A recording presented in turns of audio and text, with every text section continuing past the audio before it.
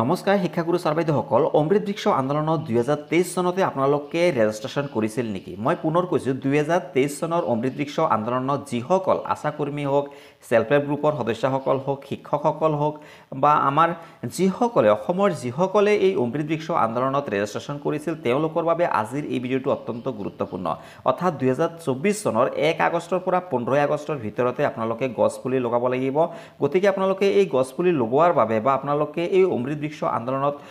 যোগদান কৰাৰ বাবে এই বছৰো আপোনালোকে যোৱা বছৰত যি ৰেজিষ্ট্ৰেশ্যন কৰা হৈছিল সেই ৰেজিষ্ট্ৰেশ্যনক আপোনালোকে এই বছৰ ৰিনিউৱেল কৰিব লাগিব গতিকে ছাৰ বাইদেউসকল আপোনালোকে এই অমৃত বৃক্ষ আন্দোলনত আপোনালোকে কেনেকৈ ৰেজিষ্ট্ৰেশ্যন কৰাটোক আপোনালোকে ৰিনিউৱেল কৰিব মই আজি এই ভিডিঅ'টোৰ যোগেদি সম্পূৰ্ণ প্ৰচেছ ষ্টেপ বাই ষ্টেপ দেখাবলৈ গৈ আছোঁ গতিকে ছাৰ বাইদেউসকল আপোনালোকে অকণমান স্কিপ নকৰাকৈ সম্পূৰ্ণ প্ৰচেছটো চাই লওক আপোনালোকে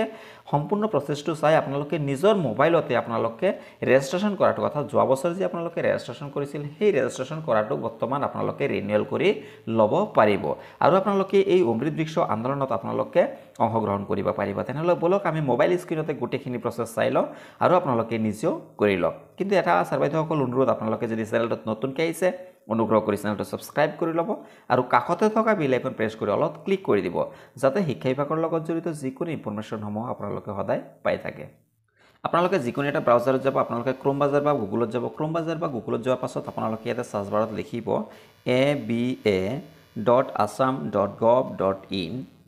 আৰু আপোনালোকে যি লিংকটো দেখা পাইছে আপোনালোকে এই লিংকটোত আপোনালোকে ক্লিক কৰি দিব এই লিংকটোত ক্লিক কৰাৰ লগে লগে আপোনালোকে এনে ধৰণৰ দেখা পাব আৰু এই এনে ধৰণৰ দেখা পাব অমৃত বৃক্ষ আন্দোলন 2024 গতিকে আমি যেহেতু আমি ৰিনিউৱেল কৰিম তাৰ বাবে আমি কি কৰিব লাগিব আপোনালোকে লেফ্ট কৰ্ণৰত তিনিটা আঁচ দেখা পাইছে আপোনালোকে ইয়াতে ক্লিক কৰি দিব ইয়াতে ক্লিক কৰাৰ লগে লগে ইয়াতে চাওক কেইটামান অপচন আহিছে home SOP information download app login renewal registration new registration ইয়াতে আপোনালোকে যি ৰিনিউ ৰেজিষ্ট্ৰেশ্যন বুলি অপচনটো দেখা পাইছে আপোনালোকে এই ৰিনিউ ৰেজিষ্ট্ৰেশ্যনত আপোনালোকে ক্লিক কৰি দিব ৰিনিউ ৰেজিষ্ট্ৰেশ্যনত যেতিয়া আপোনালোকে ক্লিক কৰিব আপোনালোকে এনে ধৰণৰ দেখা পাব যে ৰেজিষ্ট্ৰেশ্যন ৰিনিউৱেল তাত আপোনালোকে যেতিয়া এনে ধৰণৰ দেখা পাব ইয়াত লিখা আছে চাওক please complete the following details to renew your registration of 2023 অৰ্থাৎ 2023 চনত যি আপোনালোকে ৰেজিষ্ট্ৰেশ্যন কৰিছিল তাক ৰিনিউৱেল কৰাৰ বাবে আপোনালোকে ইয়াতে ডাটাখিনি ফিল আপ কৰিব লাগিব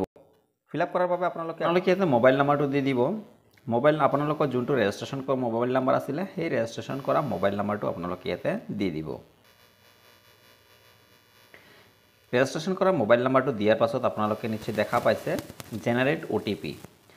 আপোনালোকে এটা জেনাৰেট OTPৰ কাৰণে আপোনালোকে ইয়াতে ক্লিক কৰিব লাগিব ইয়াতে যেতিয়া ক্লিক কৰিব অকণমান সময় ৰৈ দিব